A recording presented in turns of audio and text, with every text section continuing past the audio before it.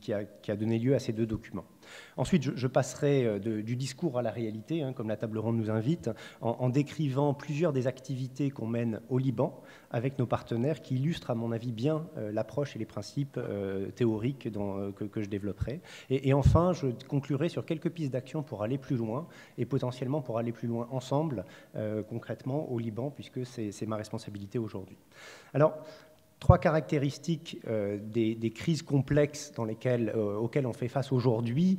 Ça ne va pas être très original puisque vous baignez tous dans ces réalités-là, donc je vais aller rapidement. On a affaire, mais je pense que c'est important de savoir dans quel cadre on s'inscrit et qu'est-ce qui est nouveau réellement. On s'inscrit dans des crises aujourd'hui multidimensionnelles, durables et contagieuses. Et le problème, c'est que le remède à ces crises qu'on essaye d'élaborer comprend beaucoup d'effets secondaires qu'il faut gérer également. Alors, je vais développer un peu. On est sorti du modèle du continuum humanitaire développement où se succédaient des phases avec des acteurs différents responsables pour la gestion des différentes phases. On doit traiter à la fois et simultanément des enjeux purement humanitaires, sauver des vies dans l'urgence, et puis travailler sur les fragilités fondamentales qui ont donné lieu aux crises auxquelles on fait face. Et si on n'est pas capable d'agir à la fois sur le conjoncturel et sur le structurel, sur le temps court et sur le temps long, il nous manque quelque chose. Et finalement, face à des crises qui font système, on est capable uniquement d'actionner des réponses à quelques bouts de la crise. Et donc, en fait, la crise se perpétue et on devient finalement prisonnier de trappes, ce que j'appelle les trappes humanitaires. L'Est de la RDC montre bien ce que c'est qu'une trappe humanitaire, la Somalie aussi, l'Afghanistan également, où finalement, pendant 10 ans, 15 ans, 20 ans, on apporte des réponses de court terme en disant « oui, mais là, l'urgence, la priorité, c'est de sauver des vies en urgence ». Mais du coup, on ne traite pas les aspects structurels. Donc face à des crises multifactorielles qui font système, il faut aussi casser les courroies de transmission entre la crise sociale, la crise économique, la crise politique, souvent de plus en plus la crise environnementale, puisque c'est ces fragilités qui nourrissent la crise. Et le problème, c'est qu'une fois qu'on a une crise sociale majeure, c'est très difficile d'éviter les effets secondaires sur le politique, sur l'économique. Et je pense que là aussi, le moment qu'on vit au Liban est très symptomatique. On peut imaginer les courroies de transmission entre une crise politique, une crise économique, une crise sociale, et derrière, une contagion d'ordre militaire. Deuxièmement, donc c'est des crises qui s'inscrivent dans la durée. On est à la 6e année de la crise au Liban, pour ne parler que de la crise syrienne et de ses impacts sur le pays. Et je reviendrai sur l'économie perverse finalement de l'aide internationale que ça peut impliquer. Troisièmement, des effets de contagion des crises via les réseaux sociaux, via l'économie, via la mobilité des hommes, et la crise des réfugiés en est une démonstration, mais aussi la mobilité des armes. Donc on a, et ça c'est un sous-produit de la mondialisation, on a différents facteurs de transmission d'une crise, quelle qu'elle soit, et ça c'est très difficile de faire du containment, de l'endiguement. Et donc il faut gérer ces risques de contagion des crises, et c'est vrai des crises sanitaires, des catastrophes écologiques, des crises économiques, mais aussi de la violence. Et enfin, je parlais des effets secondaires pervers de l'aide internationale qui est là pour gérer les crises. Et je vais citer 5 exemples d'effets pervers, mais on sait bien qu'il y en a beaucoup plus. Le premier, c'est celui auquel Kamal Mohana fait souvent référence, c'est le glissement de l'humanitaire solidaire et engagé vers le charity business. On assiste de plus en plus à la professionnalisation de l'aide internationale et de l'aide locale. Ça devient un métier où on peut faire carrière. Alors ça a des avantages et des inconvénients. Du côté des avantages, en tant que bailleur de fonds, on a vu un vrai saut en termes de professionnalisme et de qualité des interventions délivrées. Et ça, il faut le reconnaître, et c'est vraiment un aspect positif. Parmi les risques apparaissent ce qu'on appelle des courtiers de l'aide, des personnes qui sont à l'interface entre les acteurs internationaux et la société civile locale et les bénéficiaires, à qui on donne finalement un pouvoir considérable. Et je travaille sur la Syrie en ce moment notamment, et on voit ce phénomène jouer à plein, et ça a des effets négatifs évidents. On connaît aussi l'effet pervers des salaires qui gonflent et une concurrence entre ONG locales et ONG internationales pour attirer les talents. On sait aussi que la gratuité, par exemple, de l'accès aux soins, mais pas seulement, peut casser des modèles de recouvrement des coûts qui sont peut-être sous-optimaux, mais qui, dans certaines géographies, sont les seuls qui peuvent exister. J'ai le souvenir d'un centre de soins qui avait été mis en place pendant 30 ans par des sœurs au nord de la Centrafrique, et puis en 6 mois de gestion d'une crise humanitaire, et bien finalement ce centre a été totalement cassé, puisque les Centrafricains pouvaient se faire soigner gratuitement par une ONG qui donnait des services 4 étoiles à côté. Je ne juge pas, j'observe, et en tout cas c'est un sujet qu'il faut traiter. Et puis enfin, et c'est important aussi, l'effet on peut court-circuiter des pouvoirs publics qui ont beau être imparfaits, sont des pouvoirs publics, et on peut casser leur légitimité, et l'Afghanistan est un exemple parmi d'autres, parce qu'ils sont corrompus ou ils sont pas assez efficaces, et ben on va chercher la société civile au détriment de pouvoirs publics qu'on affaiblit, y compris en termes de légitimité, et ensuite on se rend compte que il n'y a plus personne pour gouverner le pays. Et donc ça fait partie des effets pervers qu'il faut traiter. Alors, quels sont les principes d'action qu'on en a déduits pour notre propre activité de bailleur de fonds? Et encore une fois, les projets qu'on finance ne sont pas nos projets, on accompagne des projets portés par nos partenaires, que ce soit pouvoir public ou société civile. Alors d'abord, on travaille sur nous-mêmes. On se rend compte que c'est la transition des bailleurs de fonds dont je parlais tout à l'heure. On a beaucoup de progrès à faire au sein de nos propres organisations. On passe finalement beaucoup de temps à faire de l'économie politique des sociétés dans lesquelles on travaille. Si on passait un petit peu de temps à faire de l'économie politique de nos propres institutions, on se rendrait compte que nos systèmes d'incitation ne sont pas les bons, ne serait-ce que ça. Et donc, comment faire ce saut qualitatif dans nos modalités d'action? L'initiative SAWA, qui est l'initiative, qui est le cadre dans lequel nos activités dans la région s'inscrivent aujourd'hui, et qui a été annoncée par le président de la République au mois de septembre, donne une bonne illustration des principes qu'on cherche à mettre en œuvre. D'abord, plutôt que de travailler pays par pays face à une crise régionale, on cherche à agir dans un cadre régional. Deuxièmement, on a tendance à donner beaucoup d'argent au moment où les médias parlent d'une crise, et ensuite, quelques années plus tard, il n'y a plus rien, parce que l'effet CNN a frappé et on s'occupe de la crise d'à côté. Donc on s'est donné une capacité de programmation des financements sur 5 ans pour gérer une crise qui dure dans la durée, avec une visibilité des financements. Troisièmement, plutôt que d'agir en mettant le paquet sur un secteur, en disant bon, on va traiter la crise syrienne et ses conséquences en travaillant sur l'éducation ou sur la santé, face à des crises qui font système, il faut pouvoir travailler sur différents leviers. Donc c'est une approche multisectorielle. Et puis dernièrement, et c'est fondamental, c'est une approche multi-acteurs. On sait que l'Agence française de développement ou les financements français resteront une goutte d'eau dans la mer par rapport aux besoins de cette crise régionale qui se développe. Plutôt que de se satisfaire d'impacts ponctuels en construisant un hôpital, un centre de santé, une école, qui sont extrêmement pertinents, extrêmement utiles, mais qui n'ont aucun effet sur une crise systémique, l'idée c'est d'aller chercher la coalition d'acteurs qui, ensemble, collectivement, en mutualisant leurs capacités, leur légitimité, leur financement, sont capables d'avoir un effet un petit peu systémique sur une crise qui fait système. Donc ça, c'est la façon dont on essaye de travailler sur nos propres déficiences. Il y a d'autres principes d'action, mais ça, c'est l'essentiel. Deuxièmement, quels sont les autres principes d'action? Investir dans la prévention. On connaît le cycle infernal d'une crise qui dérape, et ça nous donne une idée des coûts de l'inaction en matière de prévention des crises et des conflits. Et or, donc on cherche non seulement à travailler sur la périphérie des crises chaudes, parce que c'est souvent un terreau fertile pour l'extension de la crise, et finalement, beaucoup de nos activités au Liban contribuent ou cherchent à contribuer à éviter un embrasement de certaines zones où il y a des tensions très très fortes par ces effets de contagion. Et donc, il s'agit de se mettre dans une posture permanente de prévention. Et ça vaut avant le dérapage dans une crise, mais ça vaut aussi pour nos activités au cœur de la crise et aussi en relèvement post-crise, puisque finalement on sait très bien que le relèvement post-conflit peut être le pré-crise de la crise suivante. Et donc il s'agit de travailler sur la cohésion entre individus, y compris, donc ce n'est pas que des projets, des programmes qui cherchent à apporter un service à des bénéficiaires, l'idée c'est en faisant ça de travailler à la cohésion entre groupes et entre individus. Troisièmement, passer d'une approche en silo à une action en réseau.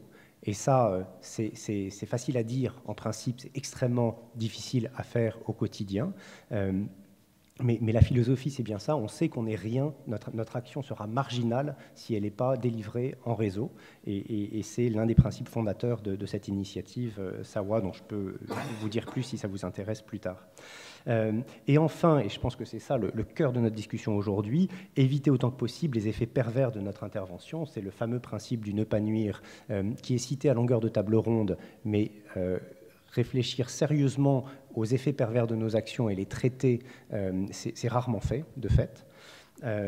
Et donc, comment éviter les effets pervers de ce que Kamel Mohana appelle le charity business? Je pense que, d'abord, le savoir-faire partenarial des ONG internationales, françaises en l'occurrence ou autres, qu'on finance, doit être un critère de sélection de nos partenaires. On a des ONG qui ont développé ce savoir-faire de liaison avec des acteurs locaux dans la durée, et des ONG qui viennent et qui cherchent des opérateurs de mise en œuvre. Et donc, l'AFD est un acteur sur le temps long, un acteur qui croit dans le renforcement des capacités, et donc on ne va pas aller financer une ONG française qui cherche juste des opérateurs de mise en œuvre chez les ONG locales. Deuxièmement, l'AFD va chercher des acteurs locaux qui ne nous ont pas attendus pour commencer à agir. On a un effet d'opportunisme, de création d'ONG parce qu'il y a une manne financière qui arrive. Ce n'est pas avec ces acteurs-là qu'on va chercher à travailler en premier lieu. L'idée, c'est bien de dépasser, parce qu'on sait qu'on suscite l'émergence d'entrepreneurs de la charité. L'objectif, c'est plutôt d'aller chercher les acteurs engagés et d'accompagner la montée en puissance d'acteurs locaux qui étaient là et qui agissaient avant notre arrivée. Troisième principe, combiner les forces des différents acteurs en positionnant chacun sur son avantage comparatif.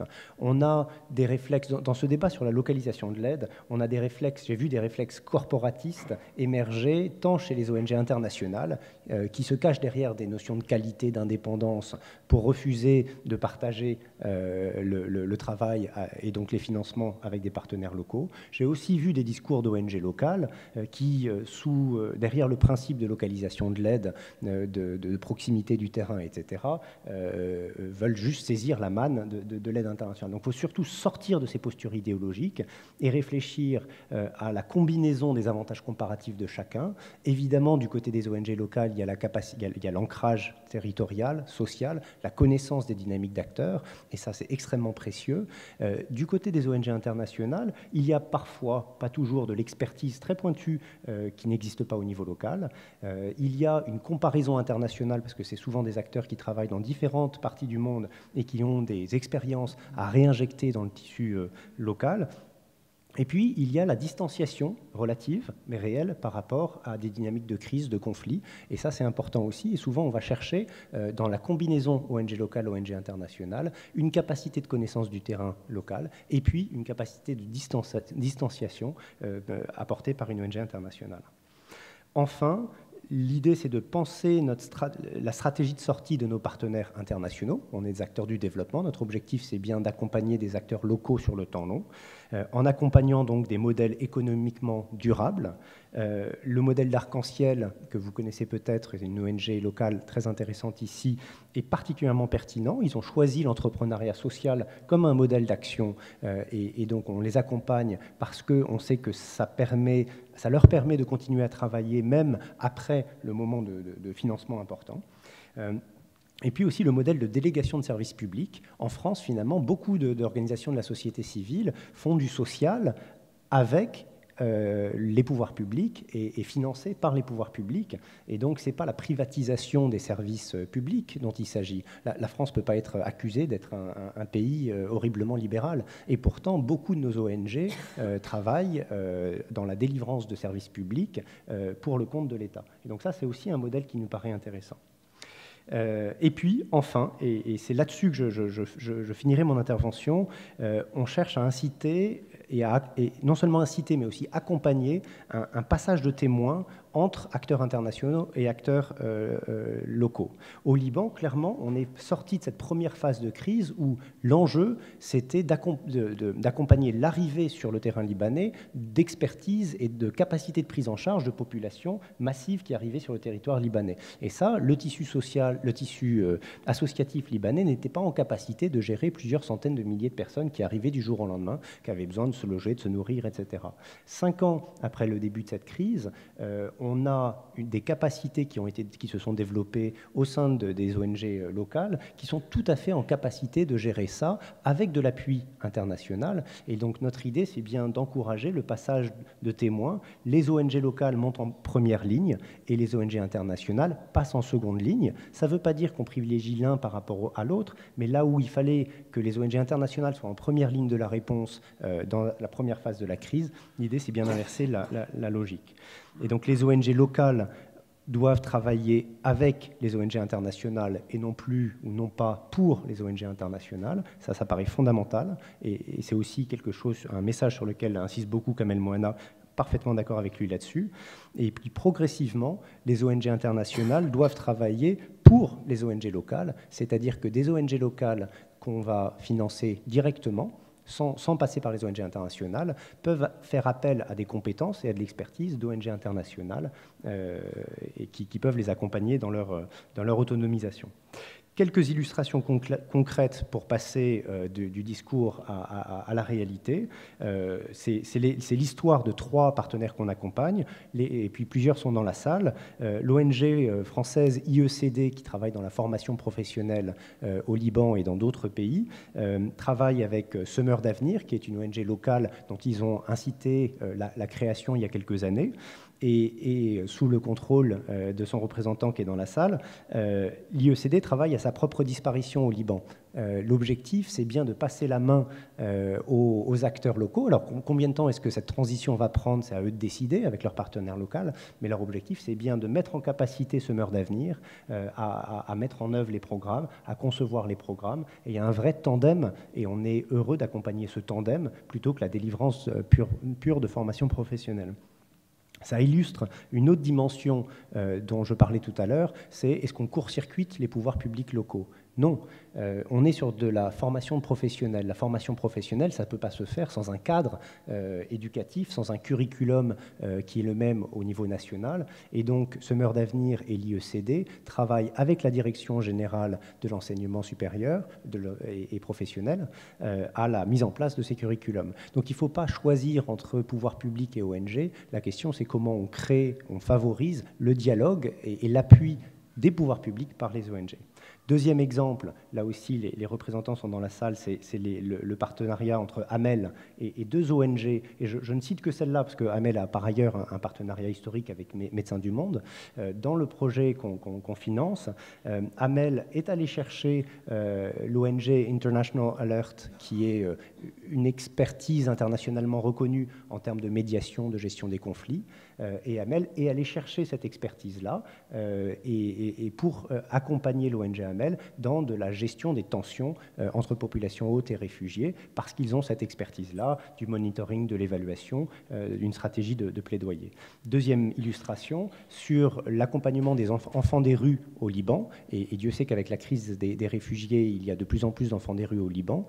AMEL est allé chercher le SAMU social international, qui a un vrai savoir-faire et une expérience en France sur le sujet, pour travailler sur la problématique des enfants des rues, parce que SAMU social avait une expertise spécifique, pointue, et donc on finance ce tandem qui nous paraît particulièrement pertinent.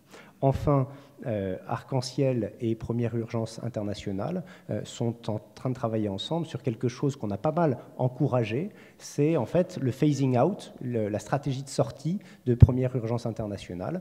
On a eu un dialogue avec PUI qu'on a financé par le passé, et ils ont eux-mêmes reconnu que leurs activités dans la BK pouvaient tout à fait être prises en charge désormais par une ONG locale. C'est eux qui ont fait le choix d'Arc-en-Ciel qu'ils connaissaient par ailleurs et avec qui ils ont des bonnes relations. Et Et donc, ce qu'on finance, c'est la stratégie de sortie de PUI, et ça se fait en 3 phases. D'abord, la contractualisation entre les 2 partenaires, est-ce qu'on est sûr de ce qu'on veut faire ensemble? Deuxièmement, la formation et la co-implémentation du programme. Et troisièmement, la sortie de PUI, et puis la cérémonie de passation des activités. Mais je pense qu'on peut aller plus loin, et c'est la conclusion des conclusions. Je suis désolé, j'ai été un peu long. Je pense que ce modèle PUI arc-en-ciel peut être systématisé. Dans beaucoup des crises humanitaires, je rencontre des partenaires internationaux, notamment des ONG humanitaires, qui ont construit des liens très solides, très forts avec des partenaires locaux. Donc les ONG internationales veulent partir, par exemple de Haïti au bout de quelques années, de RDC, d'Afghanistan, et ils sont meurtris parce qu'ils savent que leurs partenaires locaux avec lesquels ils ont travaillé ces dernières années n'ont pas tout à fait la masse critique, les capacités pour accéder directement aux financements internationaux et donc pour survivre dans un monde concurrentiel, etc. Et donc, est-ce qu'on ne pourrait pas, en tout cas je trouve que ce serait tout à fait le rôle d'un bailleur de fonds comme l'AFD, accompagner ces passages de témoins entre ONG internationales et ONG locales sur cette phase critique, ces quelques années où on a besoin de continuer à renforcer les capacités des acteurs locaux sur des sujets comme le management, comme le monitoring et l'évaluation, etc. S'il y a un intérêt dans la salle pour approfondir ce modèle, on serait tout à fait prêt à y travailler. Deuxième exemple très concret, on s'est rendu compte que souvent, quand il y a une crise qui frappe, ceux qui sont en capacité d'être premiers répondants, c'est les ONG locales, parce qu'elles sont sur le terrain, elles n'ont pas besoin d'arriver avec des avions, etc. Et puis, dans les situations qui chauffent fortement, le staff international des ONG internationales n'est pas toujours présent, alors que les acteurs locaux, par construction, ils vivent là, ils sont présents. Et donc, en fait, c'est une idée qu'on a eue à Gaza, quand on s'est rendu compte, après la dernière attaque israélienne à Gaza, qu'on a encore passé 3 mois à chercher les bons partenaires locaux, à faire les processus de vetting, de lutte anti-blanchiment, etc., etc. Tout ça, on devrait pouvoir l'anticiper, parce que ce n'est pas professionnel d'être encore surpris par une crise à Gaza. Il y a des crises à Gaza de façon récurrente, et malheureusement, ça risque de continuer. Et donc, l'idée, c'est de préqualifier des acteurs locaux, pour les mettre en capacité d'agir rapidement en cas de crise, par le prépositionnement de stock, par le renforcement de capacité à la gestion de crise, le management en situation difficile, etc. Et le jour où la crise intervient, avoir fait tout le travail formel, contractuel au préalable pour pouvoir agir rapidement avec eux. Et il se trouve que cette préqualification est en cours en Haïti également par rapport aux catastrophes naturelles avec toute une série d'ONG locales.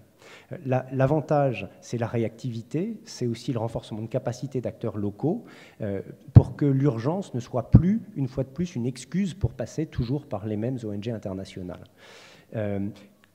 Mot de conclusion, on observe qu'il y a 5 formes de tensions permanentes qui réémergent dans ces débats sur la transition humanitaire-développement. D'abord, justement, l'humanitaire versus le développement. On a tendance à les opposer. On se rend compte que de plus en plus qu'en fait, ces 2 actions complémentaires avec des temporalités et des objets différents qu'il faut combiner. Ensuite, le local versus l'international, on en a parlé. Troisièmement, société civile versus pouvoir public. Est-ce qu'ils s'opposent ou est-ce qu'ils sont complémentaires? Quatrièmement, population haute versus réfugiés. On n'en a parlé, on n'a pas parlé là, mais c'est l'une des tensions qui émergent encore et encore dans le débat public. Et enfin, professionnalisme versus engagement citoyen. Je pense que pour résoudre ces tensions, il faut les reconnaître, il faut les mettre sur la table. Elles existent et souvent elles sont sous-jacentes, il faut les expliciter, mais il faut s'interdire un choix entre ces 2 pôles à chaque fois. L'enjeu de la qualité de l'aide internationale, c'est bien d'articuler humanitaire et développement, local, international, société civile et pouvoir public, population haute et réfugiés, professionnalisme et engagement citoyen. Elles sont pas obligées de s'opposer. On peut travailler de façon conjointe entre ces 2 pôles. Voilà. Pardon d'avoir été un peu long. Merci. On passe maintenant à l'intervention de M. Rami Chamma. Son intervention va être en langue arabe, donc celui qui ne comprend pas l'arabe, qu'il se dote d'écouteurs. Alors, M. Rami Chamma est responsable des programmes de l'ONG libanaise Development for People and Nature Association, DPNA, qui a pour but d'atteindre une société démocratique et non violente, garante des libertés individuelles et sans discrimination. Il est également consultant et enseignant sur divers sujets, dont la gestion et la transformation des conflits, l'engagement des jeunes et la citoyenneté active. Monsieur Rami, vous avez la parole. صباح الخير. صباح الخير للجميع. أول شيء شكراً على الدعوة، وثاني شيء بعتذر إنه ما بحكي بالفرنسي، وبتمنى إذا كنت عم بحكي كتير بسرعة لأنه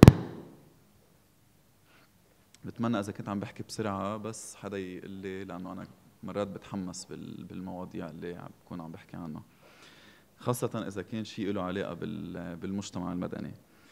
إذا بدي أرجع للخلفية لمنظمات المجتمع المدني ودورها بشكل عام، دايما أنا بقول إنه في 3 قطاعات أساسية لازم نكون عم ناخدها بعين الاعتبار بأي عملية تحسين لواقع موجود بمجتمع محلي. أول قطاع هو القطاع العام، في عنا القطاع الخاص، وفي عنا المجتمع المدني. إذا بدنا نجي ناخد لبنان كمثال لنشوف ونقيم الوضع أو الواقع اللي نحن عايشين فيه، القطاع العام فيه ثغرات كتير كبيرة من ناحية الخدمات يلي ممكن تكون عم تتقدم للمواطنين والمواطنات، والخدمات اللي نحن أصلاً بالحالات الطبيعية مش عم نقدر نقدمها، عم بتزيد الطلب عليها بالوقت الأزمات وبوقت الإغاثة وبوقت الطوارئ. وبالتالي في دور عند مؤسسات المجتمع المدني لحتى يكونوا عم بيسدوا جزء من هيدي الثغرة الموجودة بالخدمات اللي عم تتقدم للناس.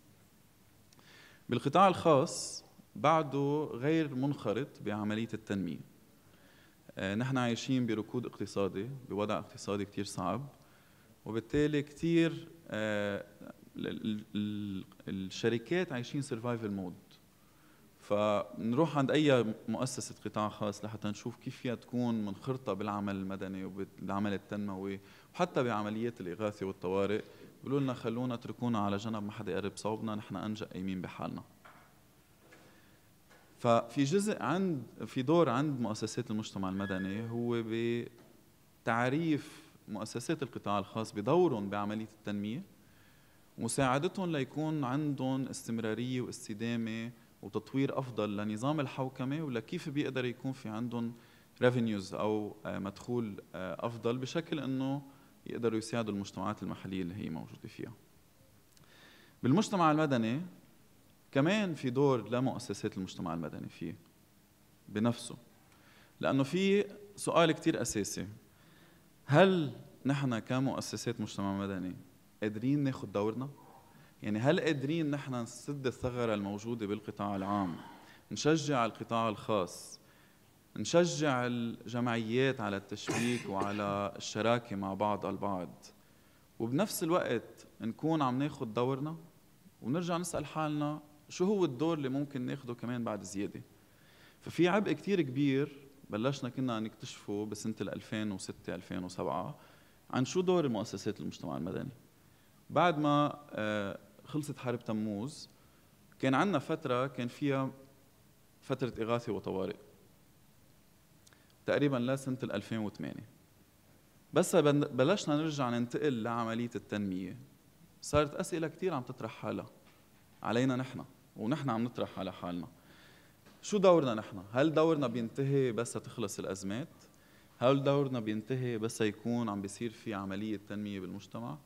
ولا في دور نحن لازم نكون شايفينه لل10 15 20 سنة لقدام؟ في سؤال كتير جوهري نحن ما عنا بعد جواب له بكتير من منظمات المجتمع المدني. لحتى نقدر نعرف شو دورنا بحاجة انه نعرف مين نحن، وجزء من نعرف مين نحن هو انه نعرف كيف المؤسسات والجمعيات لازم تشتغل. فعنا دور لحالنا بمنظماتنا ودور لمساعدة المنظمات يلي ما عندها الإدارة الداخلية والإدارة المالية وكيفية الاستدامة والاستمرارية، بشكل انه نحن وقت نعرف عن حالنا ونقول انه نحن جزء من منظمات المجتمع المدني الموجودة بلبنان، هل نحن لوحدنا؟ اكيد لا. نحن مرقت فترة بالجمعية بالDPNA كان عندنا 9 مراكز بلبنان. لقينا انه 9 مراكز في اوفر هيد كوست، في مصاريف تشغيليه كثير كبيره. طب هل نحن لازم يكون في عندنا مركز بمرجعيون، ولا فينا يكون في عندنا شركاء محليين موجودين من منظمات المجتمع المدني اللي هي كانت موجوده من 20 و30 سنه لورا، بس يمكن كان عندها ناقصها جزء من تمويل او جزء من اداره داخليه او جزء من مفهوم التطوع او جزء من كتابه المشاريع. طب نحن شو دورنا؟ دورنا انه نكون عم نساعد بعض، دورنا انه نكون عم ننمي هيدي الشبكه لحتى نجي نقول انه ايه في مجموعه واسعه، في مروحه واسعه من منظمات المجتمع المدني اللي عندها هيدا الدور وهي قادره تقوم بهيدا الدور، والا لوحدنا ما فينا نعمل شيء.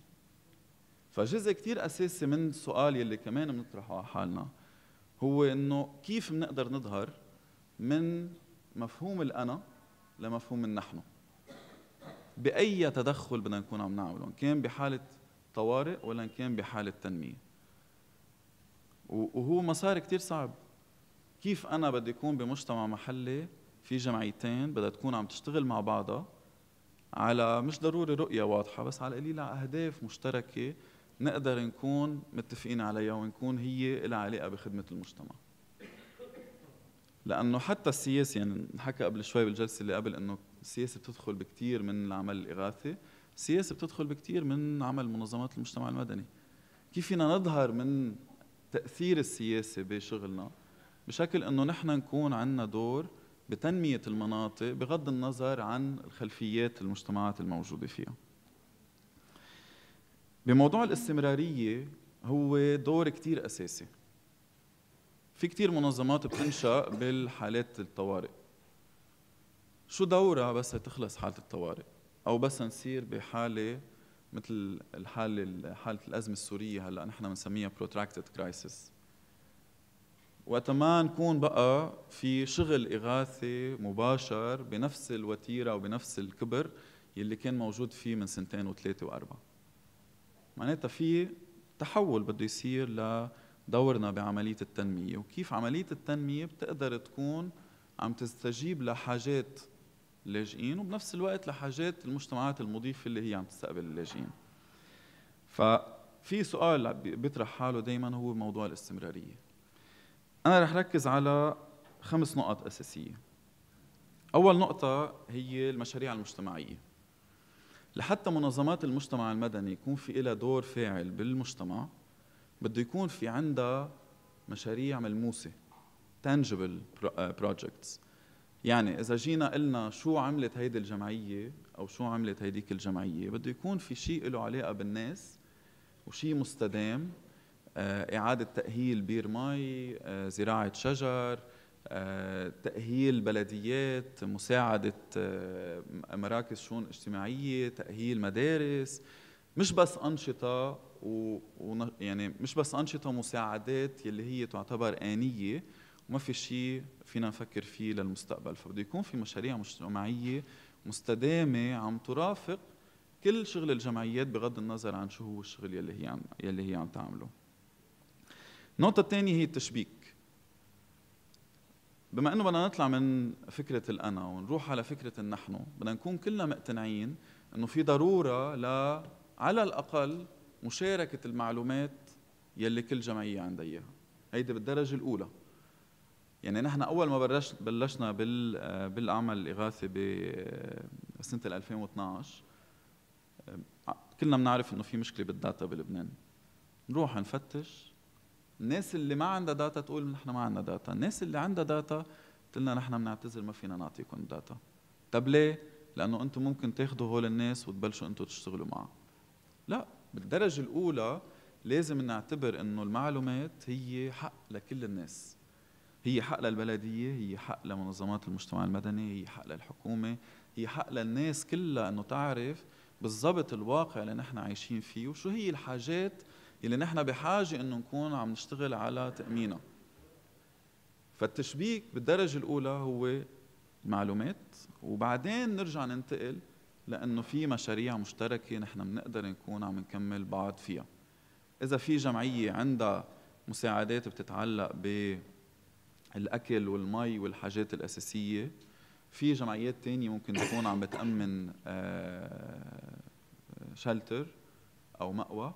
في جمعيات ممكن تكون عم تعمل أنشطة مجتمعية أو أنشطة ترفيهية للأولاد. هول كل الشغل ما فينا نجي نقول نحن بس بنعمل هيك، لأنه بالنهاية الناس اللي هن عندهم كرامتهم مأخوذة وحاجاتهم يعني حاجاتهم موجودة وأساسية وما عندهم إياها، يعني هن بحاجة إنه نكون نحن عم نلبيها. بده يكون في دور لعنا لحتى نقدر نأمن لهم الحياة الكريمة. وهون أنا عم بحكي عن كل الناس الموجودة، مش بس لاجئين، يعني عم نحكي عن لاجئين، عم نحكي عن المجتمعات المضيفة، عم نحكي عن أي شخص موجود بالمجتمع المحلي الجغرافي اللي عم بيكون مستهدف. النقطة الثالثة بموضوع الاستمرارية هي التخطيط. شو بدنا نعمل؟ يعني كان في تجربة من تقريبا شهر ونص بصيدا، نحن مركز الجمعية الأساسي اللي قلنا بصيدا. صار في أحداث بعين الحلوة، مخيم عين الحلوة. شو دور المجتمع المدني؟ طب نحن عم نشتغل تنمية وعم نشتغل عمل تنموي وعم نشتغل يعني أدوارنا العادية اللي هي نحن كل يوم نعتبرها أساسية. وصار في حالة طوارئ. هل منغض النظر ومنقول إنه نحن ما إلنا علاقة، ولا منشوف شو بده يكون دورنا بالحالة الطوارئ اللي نحن عايشين فيها؟ بصيدا في تجربة كتير حلوة اسمها تجمع المؤسسات الأهلية، يلي بتضم بحدود 90 جمعية منطقة صيدا والجوار. وهذا التجمع اشتغل على خطة استباقية لحالات الطوارئ. عملناها بسنة 2008 ورجعنا طورناها بسنة 2013 بشكل انه شو دور منظمات المجتمع المدني بحال صار عدوان إسرائيلي، بحال صار فيضان، بحال صار أحداث أمنية بعين الحلوة. وكل ما يصير في حالة طوارئ منلاقي انه اول ناس دغري بينزلوا على الارض وعندهم كامل الجهوزيه بانه يعرفوا شو لازم يعملوا هن مؤسسات المجتمع المدني الموجوده بصيدا. دغري بتتشكل لجنه طوارئ بالبلديه، والمحافظه كمان موجوده وهي من ضمن هيدي الخطه الاستراتيجيه، ودغري بيتم الاستجابه. فمهم كتير التخطيط، وانه شو بنعمل نحن بحال اي شيء صار جديد نحن ما كنا حاسبين له حساب. النقطة الرابعة هي المواد البشرية او الموارد البشرية. وهون سؤال كتير اساسي انا عم بطرحه لي تقريبا شيء 6-7 اشهر على نفسي وعلى الجمعيات اللي نحن بنشتغل معها. هي انه صح نحن يمكن عنا رؤية مختلفة، يمكن عنا نظام شغل مختلف، بس هل لازم يكون في عنا قيم ومبادئ مشتركة؟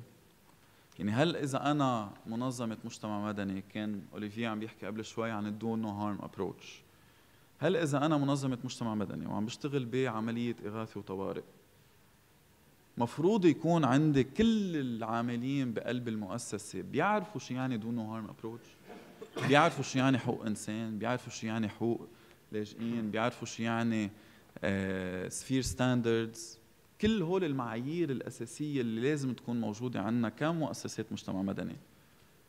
مفروض نكون عم نتفق، وهذا الشيء بيساعد على استمرارية دورنا بالعملية التنموية وبعملية الطوارئ بنفس الوقت. بعتقد علي مراد قبل شوي كمان حكى كتير عن مفهوم التطوع. هل نحن موظفين بالجمعيات، ولا هل عنا قضية عم نشتغل كرمالها؟ هل عنا شغف بالشغل يلي بنعمله، ولا بننطر لحتى تصير الساعة 5 نطلع نتكس ونفل على البيت؟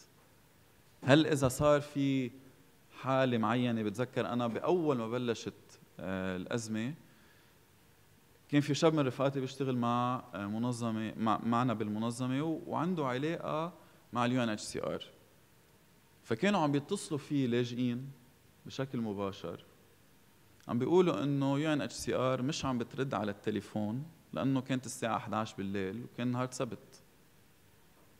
طب هل نحن الدور يلي نحن بناخده هو دور لانه نحن في حاجة لإلنا انه نكون موجودين، ولا لأنه نحن موظفين من 9 ل 5؟ هذا سؤال لازم نكون عم نطرحه لحالنا، وبيأثر كتير على استمرارية الجمعيات بشكل عام. لأنه إذا الناس بس بتعتبر حالها موظفين، أول ما يبطل في تمويل منلاقي إنه الجمعية فرطت وبطل فيها ولا حدا وما عادش في استمرارية لها. طالما في ناس مآمنين بالقضية، على الأقل عندهم المعايير أو الأنشطة يلي هن بيقدروا يكونوا عم بيساهموا فيها الدنيا لحتى تضل الجمعية مأثرة وعم بيكون في إلها دور بالمجتمع. وآخر نقطة يلي هي يمكن جديدة كانت بالنسبة إلي من سنة لهلأ، بس عم لاقي إنه فيها كتير أثر على الاستمرارية وعلى دورنا نحن كمنظمات مجتمع مدني، هي موضوع الاهتمام بالناس اللي بيشتغلوا فيه بالجمعيات. منلاقي إنه بحالات الطوارئ، أنا أول ما بلشت شغل بالجمعية بلشت بال2006. بتذكر كنت دايما أقول لكل الناس اللي بيشتغلوا معنا بالجمعية، قل لهم لو بتشوفوا نحن بعد حرب تموز كان عندنا عملية طوارئ، وبالتالي كنا 64 موظف. اشتغلت أنا 3 أشهر من الساعة 6 الصبح ل2 بالليل، روح على البيت نام ساعتين، في اتحمم ارجع انزل على المكتب. 3 أشهر مع سبت وأحد كل الوقت. قالوا لي مش معقول، قلت لهم لا، هو مش معقول انه هيك يصير، لانه انا من بعد هول 3 أشهر قعدت اسبوعين بالبيت ماني قادر اعمل شيء. كنت بيرنت اوت، يعني ما عاد قادر بقى افكر بانا شو دوري وانا شو لازم اعمل.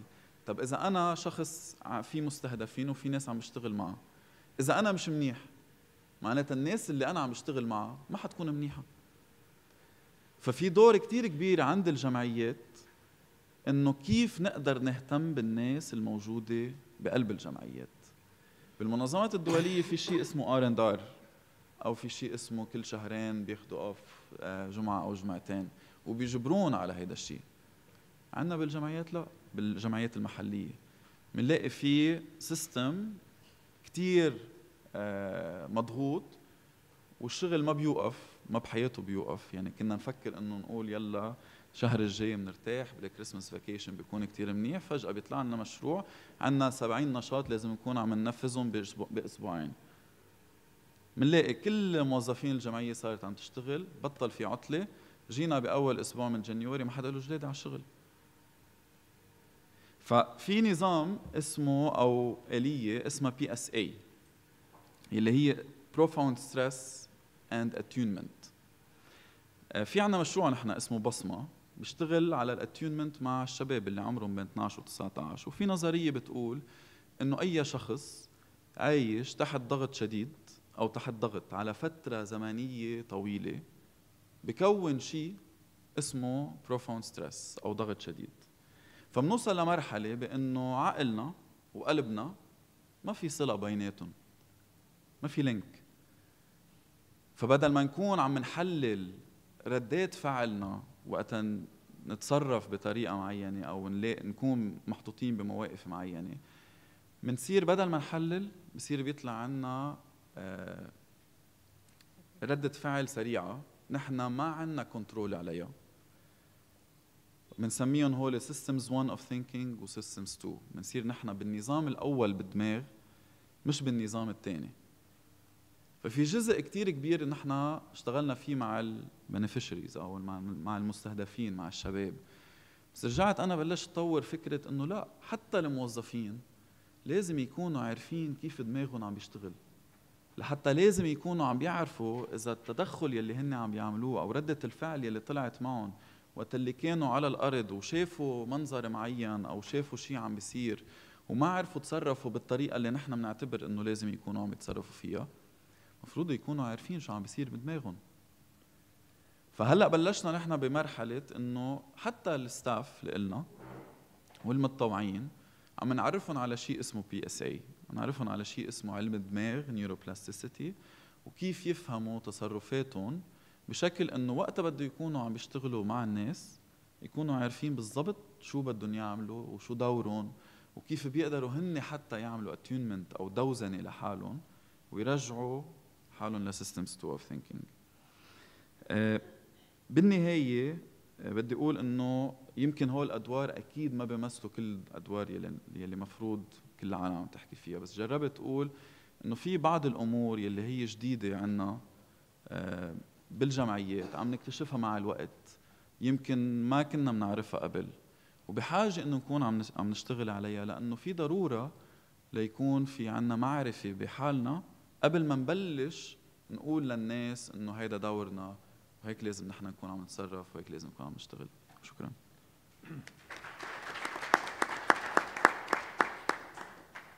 Merci. Merci.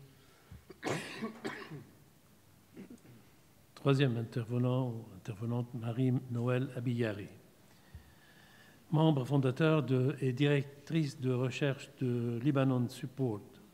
Elle est également chercheure associée à l'Institut français du Proche-Orient, auparavant chercheur du Centre Lebanese Studies, du Centre for Lebanese Studies du St. Anthony's College, Université d'Oxford. Elle est également collaborée avec différentes organisations locales et internationales. Ses sujets de recherche portent sur les sciences politiques, les mouvements sociaux et l'activisme et les dynamiques de genre dans les actions collectives. Elle s'intéresse également à la sociologie des conflits et aux recompositions politiques et sociales du Liban contemporain. Elle est titulaire d'un doctorat en sciences politiques de l'Université Paris Panthéon-Sorbonne. À vous la parole, madame. Merci.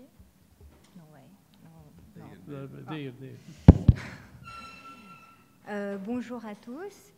D'abord, merci aux organisateurs de l'invitation. Notre structure de recherche, Lebanon Support, a une méthodologie de travail similaire à celle du Fonds de la Croix-Rouge française. On a eu l'occasion d'en parler. On vise principalement à créer des synergies entre le monde académique, de la recherche scientifique et le monde des praticiens. Donc, nous sommes, avec ma collègue, d'autant plus heureuses de participer à ces 2 journées de débat. Avant de m'atteler à la tâche complexe de la déconstruction de la notion de partenariat à l'aune de la nouvelle mode de localisation, permettez-moi une très brève incursion sur l'histoire du secteur associatif au Liban. Différents collègues ont eu l'occasion de le faire, je ne vais pas être très longue. L'action collective civile au Liban se structure d'abord sur un modèle communautaire et familial qui est institutionnalisé en 1909 avec la loi ottomane, inspiré par la loi française de 1901. Ce premier mouvement est caractérisé par l'essor de structures de type caritatif, fondées pour servir un réseau familial et communautaire, et se consolide à la fois par l'absence de politique sociale, laissant le champ libre à la concurrence privée et s'appuyant sur des solidarités primordiales. À la fin des années 50, émerge la 2e génération de mobilisation à caractère associatif. De nouvelles associations se créent en profitant du vaste plan de développement mis en place par la mission de l'IRFED et l'Office du développement social sous le mandat de Fouad Chahab, et qui devait aboutir à un développement équilibré des régions. Ainsi intégrées dans le processus d'action publique, les associations commencent à s'inscrire dans des logiques d'action collective transcommunautaire et coopérative et adoptent le thème du développement et de la justice sociale plutôt que celui de la bienfaisance ou de la charité. C'est à ce moment-là notamment qu'on voit des associations comme le mouvement social voir le jour et qui existent toujours.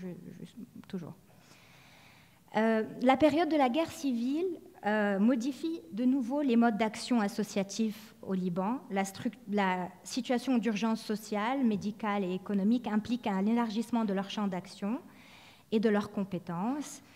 Elle commence à travailler sur les questions notamment de plaidoyer aussi, ainsi qu'à une multiplication des acteurs associatifs nationaux et internationaux. On peut dire que cette phase consacre en quelque sorte la décharge ou la privatisation de l'État, au sens utilisé par Béatrice Hibou, au profit d'acteurs associatifs privés. Je ne peux pas m'attarder dans le cadre de cette intervention sur les rapports entre société civile et État, mais comme vous l'avez vu et entendu ces 2 jours, cette question récurrente est au cœur de la réflexion qui nous réunit ces 2 jours. et ne peut être complètement évacuée du débat. Quoi qu'il en soit, cette décharge de l'État n'est pas uniquement perceptible au niveau de la privatisation des services et des droits sociaux, relégués aux structures partisanes, aux acteurs privés, aux ONG, mais aussi perceptible au niveau de l'absence ou la rareté d'aide publique au développement, de financement étatique au Liban, ou quand ils existent, sont redistribués à travers des réseaux clientélaires confessionnels à des bénéficiaires qui s'apparentent aux Go-NGOs. Je ne suis pas aussi créative que le docteur Mohanna, donc Governmental NGOs, pour faire... voilà.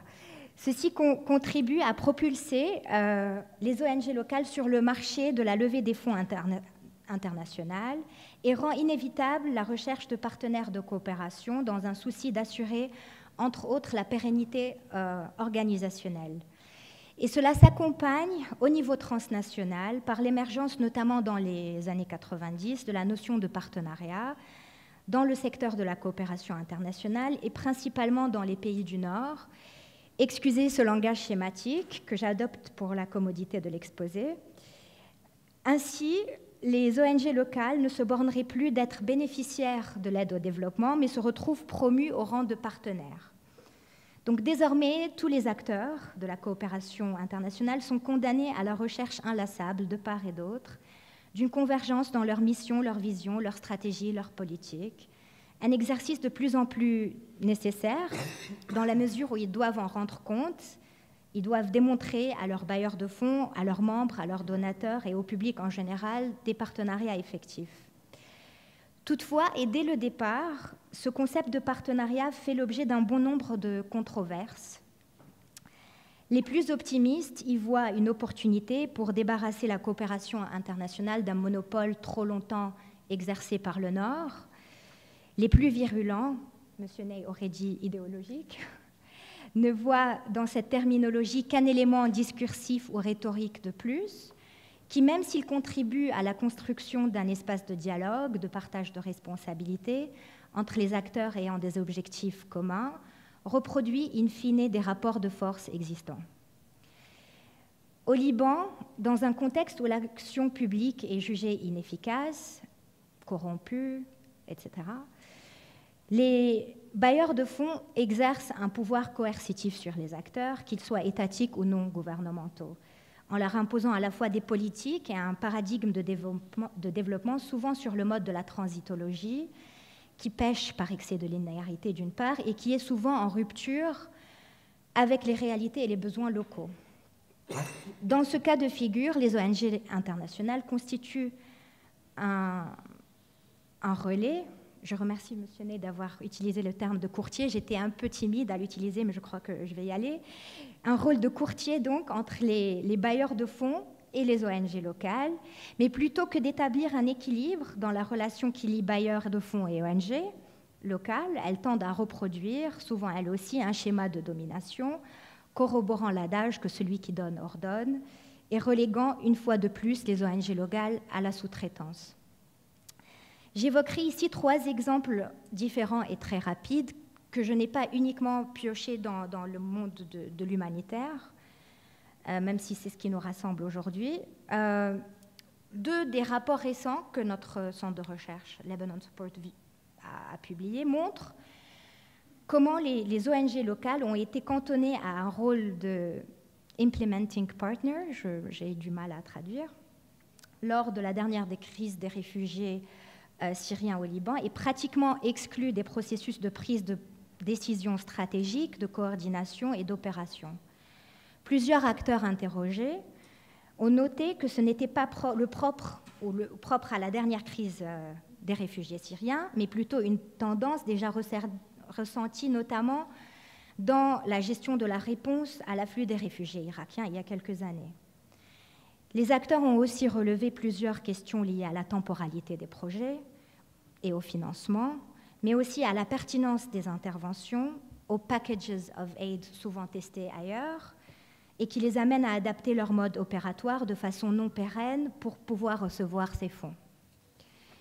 Sur une thématique différente, un autre de nos rapports, publié en 2016 et analysant les acteurs travaillant sur les questions de genre et les droits de la femme, montre aussi comment ces acteurs, et leurs interventions sont travaillées par ces mêmes logiques d'alignement similaires, les amenant à indexer leurs projets sur des mots d'ordre internationaux plutôt que sur les besoins de terrain.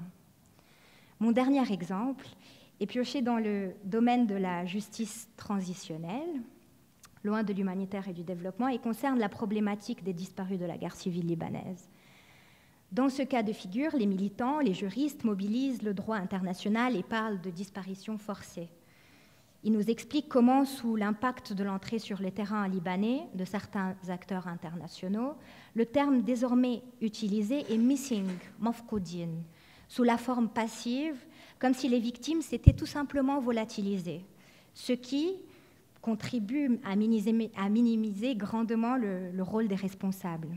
Et comme vous le savez, au Liban, ce sont les chefs de guerre de la guerre civile qui sont au gouvernement, donc qui nous gouvernent.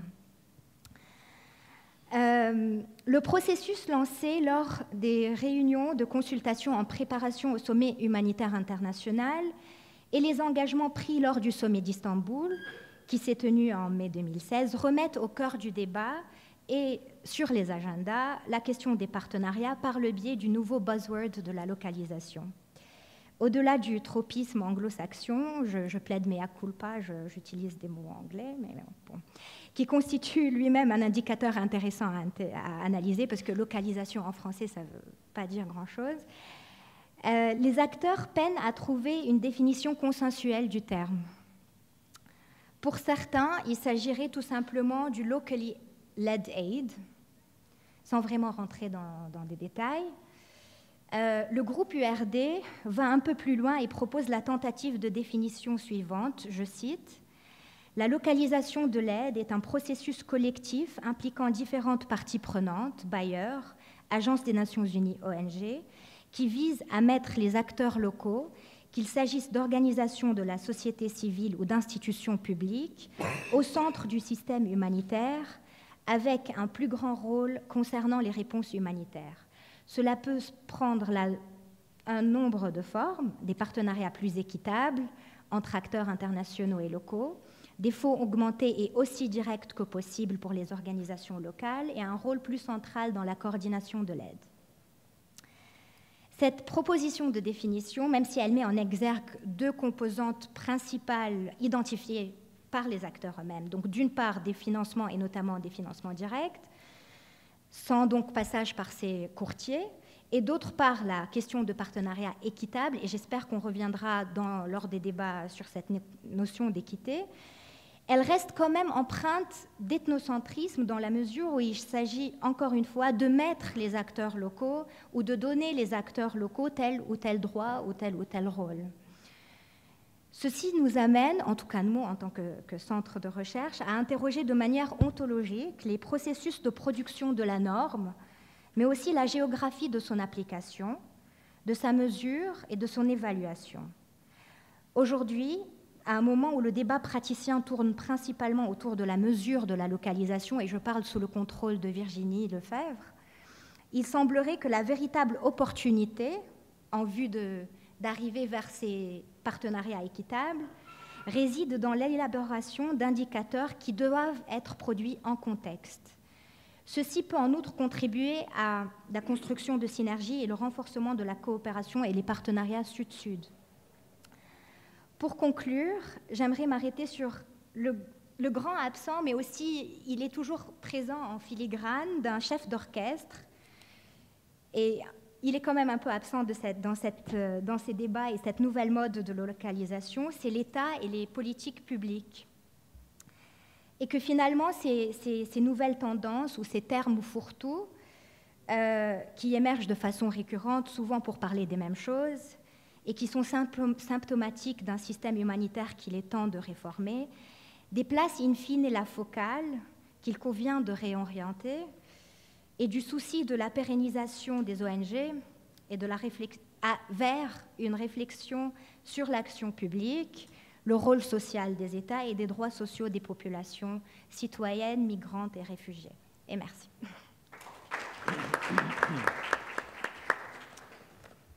Merci. Dernière intervention avec M. Nabi Jaber, J'ai failli dire Weber. J'avoue, oui, c'est mal écrit.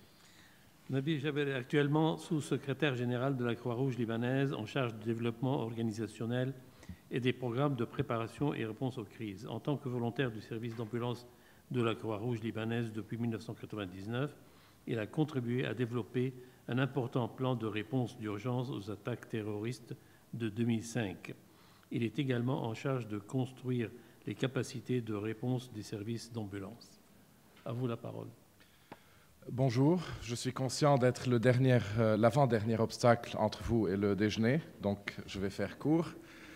En fait, mon rôle principal aujourd'hui, c'est d'ignorer autant que possible la crise syrienne et l'urgence et de me concentrer sur la Croix-Rouge libanaise dans 10 ans. Qu'est-ce que la Croix-Rouge libanaise, où est-ce que la Croix-Rouge libanaise sera dans 10 ans? Et dans ce contexte, cette question autour de la localisation de l'aide, l'autonomie, est vraiment critique. Je vais axer mon intervention sur 3 points, 3 questions. Est-ce un discours ou une réalité? Deuxièmement, est-ce un moyen ou une finalité en soi? Et troisièmement, concrètement, comment faire? Je vais essayer d'être le plus concret possible. Et je suis en train de parler exclusivement de l'expérience de la Croix-Rouge libanaise, qui ne s'applique peut-être pas à toutes les autres organisations associatives. Donc, première question, discours ou réalité? Très clairement, c'est encore un discours. Ça fait 2 ans que c'est un discours. On a vu très peu de changements dans l'approche. C'est un très bon discours, c'est un discours utile à avoir, mais ça n'a pas été transformé en action. Pourquoi? Parce que la plupart des propositions qu'on reçoit, la plupart des projets qu'on reçoit, ce sont des projets à court terme. Ça fait 6 ans que la crise dure, on est toujours dans des projets de 6 mois, de 7 mois, 3 mois de temps en temps. Aujourd'hui même, ce matin, j'étais en train de travailler sur un projet de 5 semaines, malheureusement. Donc, parfois, je n'arrive pas à jouer mon rôle comme il faut. De 5 semaines avec 17 annexes pour faire un contrat pour répondre à une urgence. Alors on passe 3-4 semaines à préparer les papiers et 1 semaine à faire le travail humanitaire. C'est la réalité, ça devient de plus en plus compliqué. On dépense beaucoup d'argent à faire de la bureaucratie et ça empire. Chaque année, ça devient un peu plus difficile, un peu plus compliqué. Deuxièmement, il y a très peu d'investissement dans les capacités organisationnelles. Ça veut dire quoi, les capacités organisationnelles? Ça veut dire tous les services de support dont a besoin n'importe quelle organisation pour pouvoir faire son boulot. Gestion financière, gestion des ressources humaines, achat, formation, gestion de la qualité, etc. Je vais ne parler que, vous pouvez appeler ça les capacités de management. Donc on travaille beaucoup dans la technique, c'est très facile d'avoir des financements pour faire des formations techniques, c'est extrêmement difficile d'avoir des financements pour bâtir des capacités financières. Quel bailleur va venir dire, voilà, moi pour la crise syrienne, je finance une réforme des capacités de gestion financière de la Croix-Rouge libanaise? Ce n'est pas très intéressant après. Mais c'est critique. En 2014, la Croix-Rouge libanaise, il y avait un risque que la Croix-Rouge libanaise ferme les portes. Pourquoi? Parce qu'on était habitué à gérer un budget de 5-6 millions de dollars avec des capacités financières, de gestion financière très faibles. On avait des problèmes à l'époque. Et puis soudain, le budget a explosé avec la crise syrienne et les aides internationales, et on avait la même équipe, les mêmes systèmes qui ne marchaient pas avec un budget qui était 3 fois moindre. Comment s'attendre à ce que le système n'implose pas? Le système a implosé, ça a commencé un peu plus tôt que 2014, le système allait imploser en 2014. Alors on a pris des actions drastiques, très rapides, on a changé toute l'équipe, on a emmené une compagnie libanaise, experte en gestion financière, pour gérer la direction financière de la Croix-Rouge libanaise. C'est presque du jamais vu ça. C'était un partenariat avec le privé, financé par un pays scandinave. Donc, peut-être que je suis un peu dur quand je dis que ce n'est pas une réalité, parce que dans certains pays, ils sont habitués à travailler sur le long terme. surtout les pays scandinaves. Mais même avec ce pays scandinave, j'ai rencontré leur secrétaire général il y a 2 années, il m'a expliqué que c'était presque un scandale au sein de leur organisation. Comment on va payer à une compagnie privée pour venir pendant 1 année prendre en charge la direction financière de la Croix-Rouge libanaise. Mais 2 ans plus tard, c'est devenu une étude de cas qui est au sein du mouvement de la Croix-Rouge et du Croissant Rouge et utilisée par d'autres parce que d'habitude ça ne marche pas et cette fois ça a marché. Mais ça a pris du courage, surtout du bailleur de fonds. Ils ont pris un risque, payé beaucoup d'argent pour bâtir ces capacités. La Croix-Rouge libanaise n'avait pas de département de ressources humaines. Nous avons 5 000 volontaires, 3 000 membres, plus de 400 employés, pas de département de gestion des ressources humaines. Comment vous voulez que ça marche? Si on n'arrive pas à mettre les bonnes personnes au bon endroit, les aider, les former, et puis se pousser pour qu'ils puissent faire leur travail, comment ça va marcher? Et jusqu'à aujourd'hui, on a beaucoup de mal à financer la construction, disons, d'un département de ressources humaines. Alors, c'est ce qu'on appelle les capacités. Je vais en parler que de 2, parce que ressources humaines et gestion financière, c'est la colonne vertébrale de n'importe quelle organisation, quoi qu'elle fasse. Sans ça, ça ne peut pas marcher. Et la question qu'on se pose aujourd'hui, c'est que combien d'ONG libanaises, il y en a, mais combien, quel pourcentage d'ONG libanaises ont une bonne gestion financière, ont une bonne gestion des ressources humaines, ont une bonne gestion des volontaires, parce qu'on parlait du volontariat. Troisième raison pour laquelle je dis que c'est encore un discours, souvent la Croix-Rouge libanaise s'est trouvée dans une position de découvrir que dans des projets X ou Y, elle constitue la exit strategy, la stratégie de sortie, sans avoir consulté la Croix-Rouge libanaise. Donc on a découvert au fur et à mesure que voilà, un projet X dans lequel on n'était pas impliqué, l'ONG internationale déclare au bailleur que ma stratégie de sortie, c'est la Croix-Rouge libanaise, sans nous informer. Alors ça, ce n'est pas vraiment un partenariat parfait. Voilà, alors quelles sont les conséquences? Les conséquences, c'est que les partenaires locaux sont fragilisés. À la sortie de la question qu'il faut se poser, c'est qu'à la sortie de la crise, 6 mois après la fin des aides internationales, est-ce que le secteur associatif au Liban sera plus fort ou plus faible?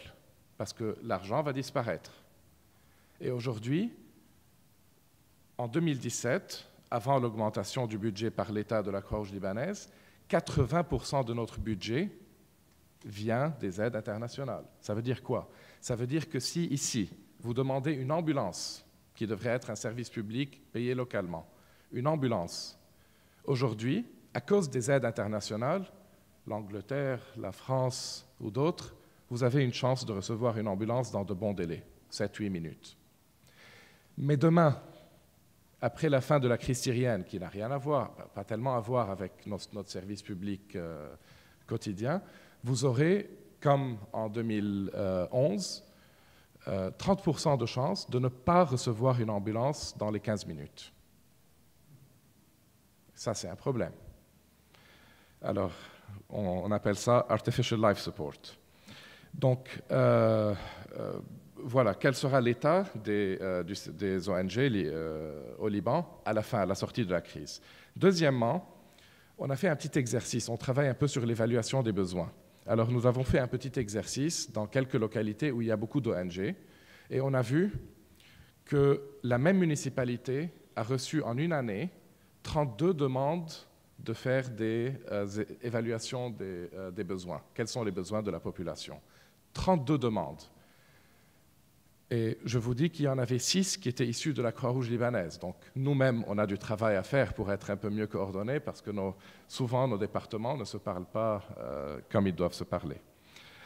Il y a trop d'ONG locales, trop d'ONG internationales et trop peu de coordination parce que souvent, et c'est aussi un réflexe qu'on a à la Croix-Rouge, nous l'admettons, on a du mal à travailler avec les autres. Mais c'est très important et aujourd'hui, notre politique est très claire. Les capacités que nous bâtissons pour pouvoir faire des états des lieux qui sont plus efficaces, ça va être obligatoire que chacune des 32 branches de la Croix-Rouge libanaise partage ça avec les autorités locales, avec tous les acteurs locaux. C'est obligatoire. et surtout à l'interne de la Croix-Rouge et avec les autres aussi. Comme ça, la prochaine fois, la prochaine crise peut-être, ou les prochaines années, on pourra éviter de refaire éternellement les mêmes choses. Voilà, ça c'est pourquoi je dis que ce n'est pas encore une réalité. La deuxième question, moyen ou finalité, les deux, mais surtout, dans la perspective de la Croix-Rouge libanaise, une finalité. Pourquoi? Parce que toute l'idée est que pour la prochaine crise, le Liban doit être, on sait qu'il y aura toujours des crises, ça ne doit plus être une surprise, chaque 10 ans il y aura une crise au Liban. Il faut être prêt à mieux gérer la prochaine crise, plus rapidement. Plus nous, au Liban, sommes forts et préparés, et plus nous coordonnons ensemble, plus on pourra encourager la localisation de l'aide.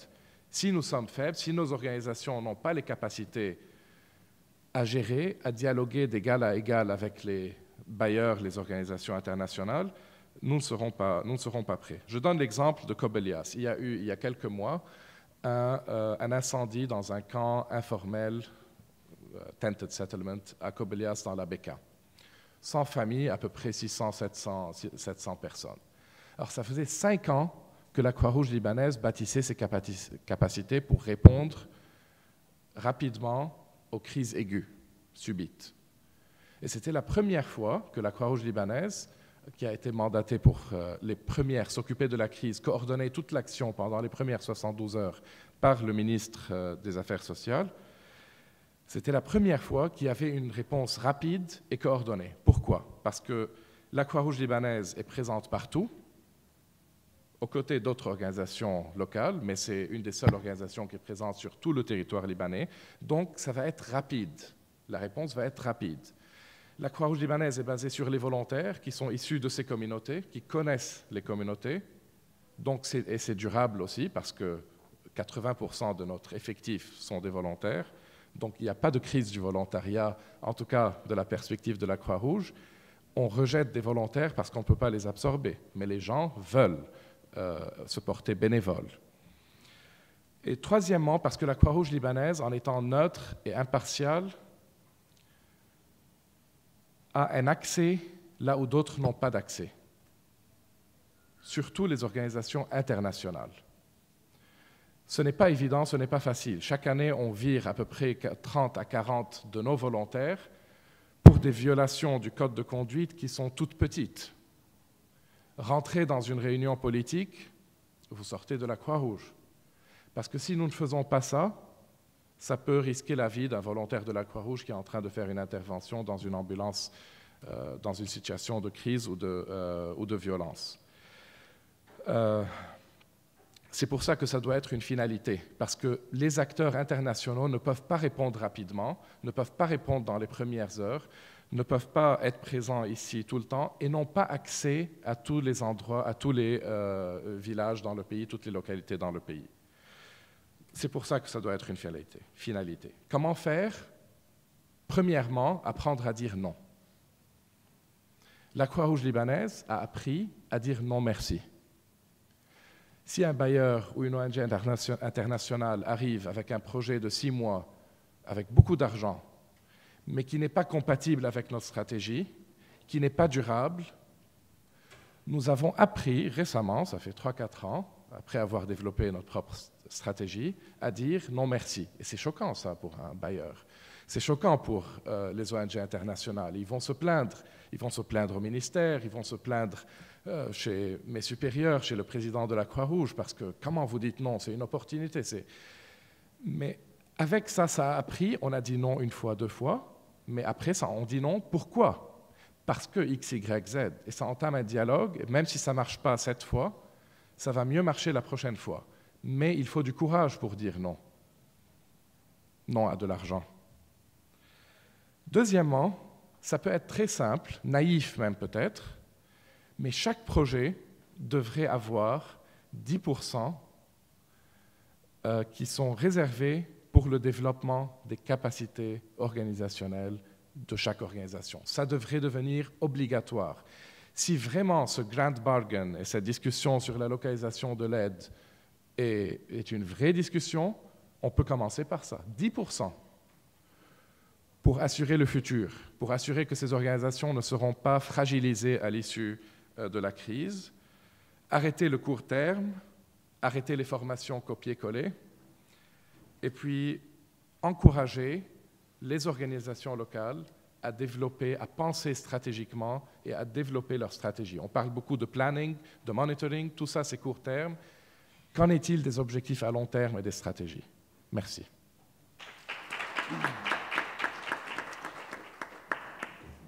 Merci. Merci à tous les intervenants.